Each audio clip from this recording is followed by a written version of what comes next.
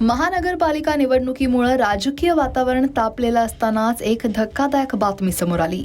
ठाकरेंच्या शिवसेनेच्या तब्बल 82 उमेदवारांना बाद करण्याच्या भाजपच्या कथित खेळीवर पाणी फिरलं.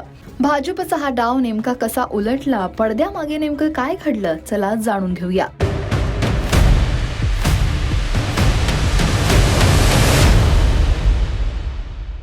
आगामी मुंबई महानगरपालिका निवडणूक म्हणजे फक्त शहराची सत्ता नाही, तर महाराष्ट्राच्या राजकारणाची दिशा ठरवणारी महत्त्वपूर्ण लढाई आहे. 2018 पासून प्रशासकांच्या हाती असलेल्या मुंबई महापालिकेची निवडणूक आता होतीये.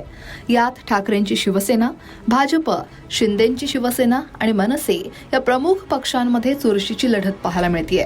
विशेषतः ठाकरे गट आणि भाजप यांच्यातला संघर्ष शिगेला पोहोचलाय. ठाकरेंनी महाविकास आघाडीत सामील होत भाजपला आव्हान दिलं.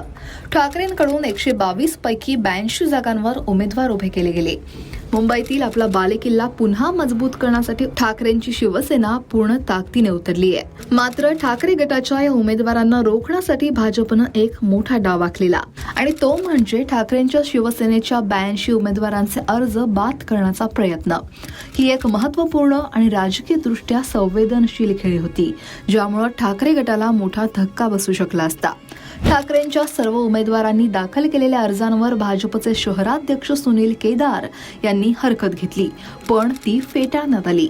इतर महापालिकांमध्येही हेच डावपेच भाजपकडून खेळले गेले, पण 10 निवडणूक निर्णय अधिकाऱ्यांनी उमेदवारांचे अर्ज वैध ठरवल्यानं भाजपलाच झटका बसला आणि त्यामुळे त्यांना यश येऊ शकलं नाही.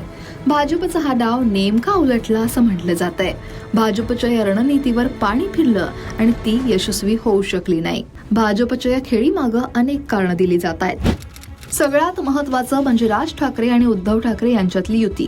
दोनही ठाकरे बंधू एकत्रित आल्यानं मराठी मतांमध्ये फूट पडण्याची भाजपची रणनीती कमकुवत झाली. या एकजुटीमुळे ठाकरे गटाला निवडणुकीत जास्त बळ मिळाल्याचं राजकीय वर्तुळात बोललं जात आहे आणि त्यामुळं फक्त अर्ज बाद करण्यासारख्या तांत्रिक मुद्द्यावर लक्ष केंद्रित करणं हे भाजपसाठी राजकीयदृष्ट्या हानिकारक ठरू शकतं असंही मत मांडलं जात आहे. राज्यात शिवसेनेच्या फुटीत भाजपचा सहभाग हा महत्त्वाचा राहिलाय आणि त्याबाबत भाजपच्या नेत्यांनी वेळोवेळी कबुलीही दिली आहे आणि त्यामुळे राज्याच्या राजकारणात भाजप विरुद्ध ठाकरेंची शिवसेना हा संघर्ष कायम राहिलाय. भाजपनंही मुंबई महापालिका निवडणुकीसाठी आपली आता रणनीती आखली आहे. नुकतीच 137 उमेदवारांची यादी जाहीर केली आणि तसंच मुंबई, ठाणे आणि आसपासच्या महापालिकांमध्ये उत्तर भारतीय समाजातील तब्बल 44 उमेदवारांना तिकीट दिलंय आणि मतदारांना आकर्षित करण्याचा प्रयत्न केलाय. मात्र भाजपलाही अंतर्गत बंडाळीचा धोका कायम आहे. एकूणच मुंबई महापालिका निवडणुकीत राजकीय खेळी, रणनीती, युती आणि प्रतियुती यामुळे लढत अधिकच रंजक झाली आहे. त्यामुळे मुंबईच्या या राजकीय नाट्यावर तुमचं मत काय आहे?